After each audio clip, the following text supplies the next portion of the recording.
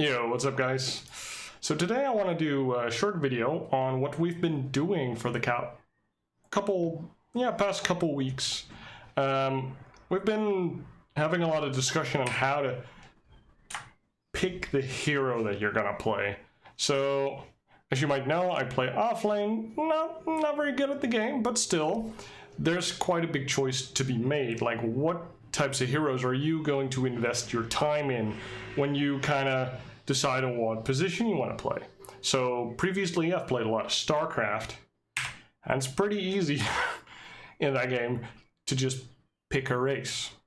You basically pick it based on how the race looks, really, because you can, play most races any way you like. It's you playing the race, it's not the other way around, as it were. But in Dota, it's kind of different. Like, the stylistic things are still there, but you're kind of molded more by what the hero gives as a package. And so I just want to show you guys how I picked some of the heroes that I am focusing my time on right now. So let's take a look at, there we go. So what I did over the last couple weeks is we made a grid based on two criteria. It's flexibility. In which position can each hero be played, and what does it do for your team's strategy?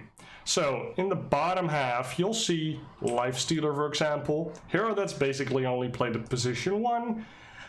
And I mean, I guess it's somewhat flexible because it doesn't really force you into any play styles, where Broodmother, for example, even though you can play a 3 and 2, you're playing a brood game, right?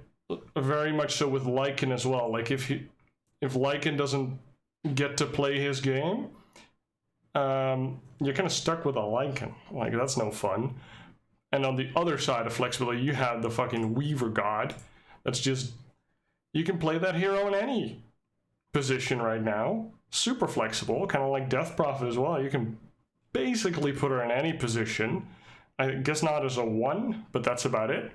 I mean, the god of Dota himself, Primal Beast, right now can be played in any position as well. So that's the y-axis. And on the other axis we have ramping, which is kind of a bad term, and I think there's better words for it. But I basically wanted to capture the following, is that a hero needs to offer something in each state of the game, and also looking at his farm, like how dependent is the hero on farm. Let me illustrate that a bit more. For example, Axe scores pretty high on the ramping, I would say, because he needs a blink and a blade mail, and his abilities are pretty good for the entirety of the game. Like, he lanes pretty decently, he gets a blink, he gets a blade mail, he's pretty much done farming if there's no more farm, and he has a pretty nice spike at 25 with his Berserker's Call, range increase, radius increase, and also his Ags recently, like, his ult got reworked, and now his Ags is kind of okay. Like, he actually scales pretty well because of that ult rework.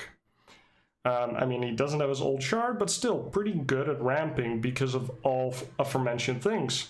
Let's look at somebody who scores very high on that. It's Enigma. We all know Enigma. We probably all hate Enigma in some games, especially when you're playing against it, because you have to think about that blink black hole the entirety of the game, and it just keeps getting worse. He gets a blink. Well, now we have to look out for a blink Enigma. He gets a BKB. It's really hard to stop this black hole all of a sudden. Now he has a refresher. Now he has 2 black holes. Like, he just keeps scaling throughout the game, and he's a constant menace for, I would say, minimum investment on gold. But on the other side, you have heroes that kind of fall off pretty hard if you don't get any good farm on them, as an offlaner, I would say. So I'm not sure about Phoenix, because you have Phoenix Egg, which is kind of nice. But in the late game, as long as you have egg hitters in general, it's gonna kind of fall off in that sense. because an egg you only have to hit it, I don't know how many, 8, 20, like 8, 12 times, I don't know. But that's not ever going to increase. Like, no amount of armor, health, items, whatever is going to make your egg be better, which is why I think Phoenix kind of falls off in that sense. But worse is, for example, Broodmother again. If she doesn't get a decent game, she's just dead weight on your team. Like, she's just not going to help your team at all. So Windrunner might also be a little better than she's right now, because her shard is actually pretty good, as we could see in the recent Stockholm Major. Let's go, Seb. So let's talk about each quadrant, and then I'll show which heroes I'm playing right now.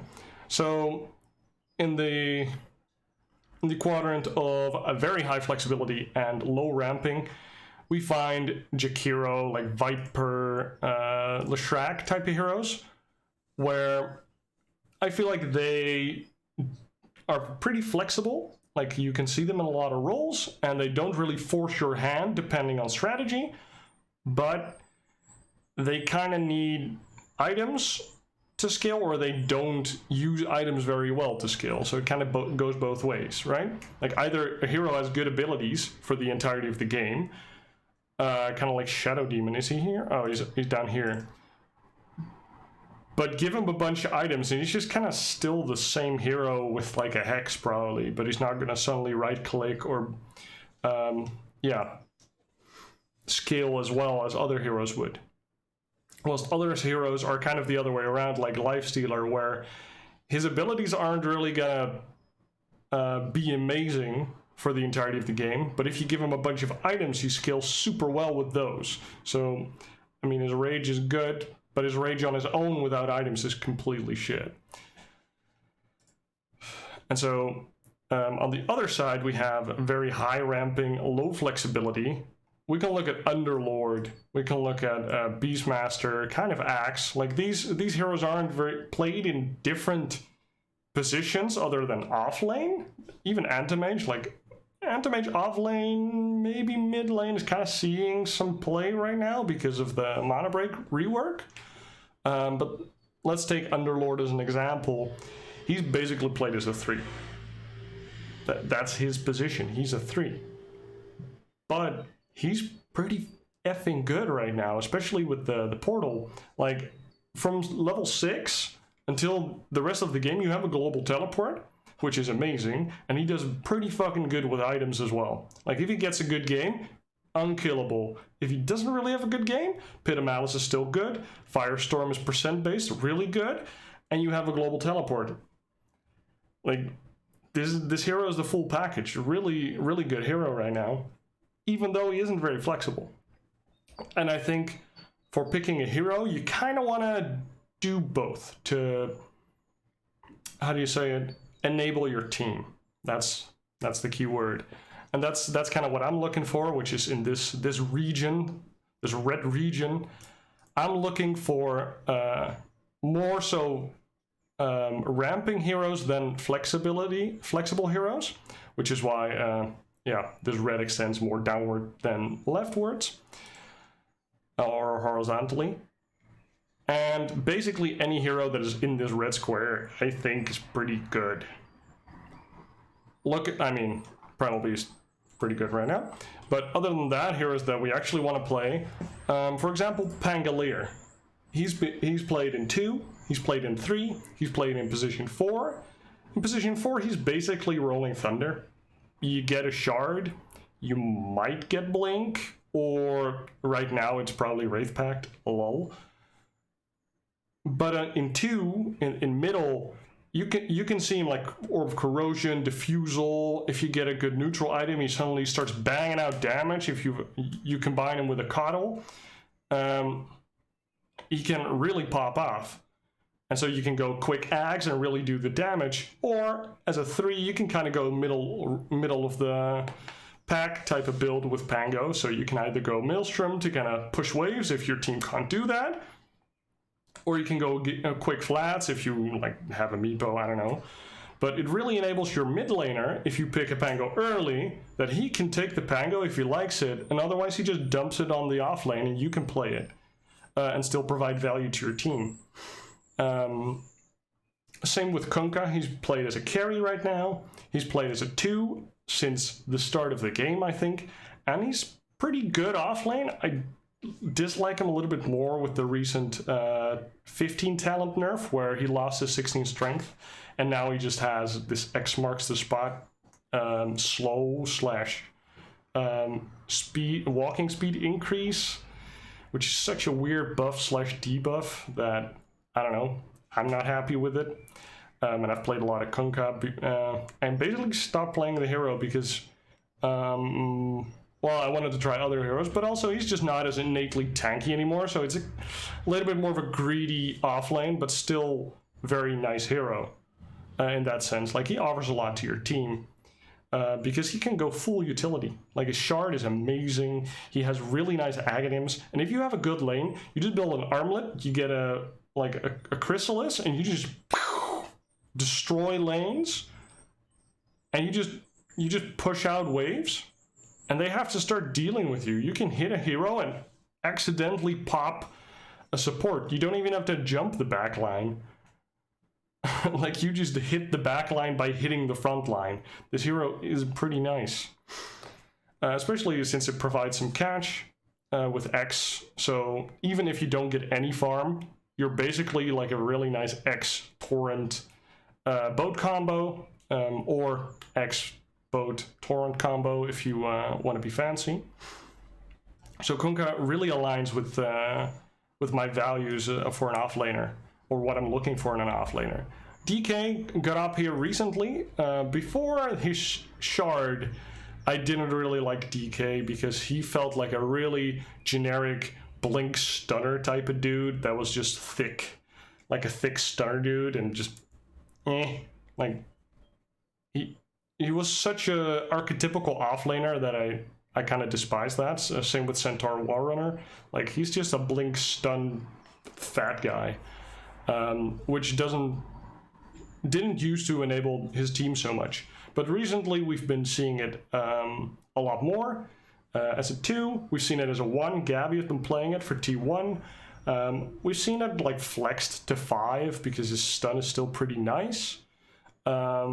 So this DK can really enable your team as well if you pick it early, and you can play it as a 1, you can play it as a 2, you can also dump it on the offlane.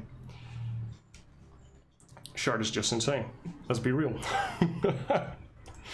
And again, with Blink Stun, he's basically already doing a lot for his team, and if you then get Shard, you can start zoning for your team as well. Like, and then you get a BKB, like every item you get, like, his usefulness spikes every time. And I really like that in my offlane heroes. So there's also some other offlane heroes here, like DP, Monkey King, Nature's Prophet, Magnus. Some of these heroes I haven't played as much yet, and I'm considering picking them up. But yeah, these are really the heroes that I'm looking at right now, that I think if I can play these very well, I'm starting to enable my team a lot more, especially when we're starting to pick, like, you know, when you're in the draft. Hello? Okay. Cat wants to say hi. So yeah, I think that it's really good for me to play like 5 of these heroes out of this top right area that are very flexible and very good at ramping, and then also play a couple heroes that are not as flexible, because then you can start baiting some respect bans. Timbersaw, for example, is very good for that. Like, Timbersaw is played in the mid, but mostly is an offlaner, and if you can't deal with the Timbersaw, your game just kind of sucks. Like, so it's really nice to have somebody on your team to be really good at Timbersaw. Same with Enigma, maybe Sand King. It could be, I think a lot of people, like Underlord could be that, Beastmaster could be that. I think you kind of have to decide for yourself. But I think playing a couple heroes outside of this area is still good. You can force some nice bans if you're good at the hero, and you can have fun. Like, limiting yourself to only 5 heroes is not fun. Like, you can learn a lot by playing the other heroes. But for me, it works to pick a couple of these heroes that I think align with these core values that I think are really good for picking an offlaner and also helping to enable your team. Because in the end, that's kind of what I want to do from the offlane, and maybe you do as well. I want to make sure that my team can win. Well, I can get some farm. So yeah, I hope that was interesting for you guys, and good luck out there in the offlane. And I hope to see you guys in the next. Cheers. Hello. Hello. Hello.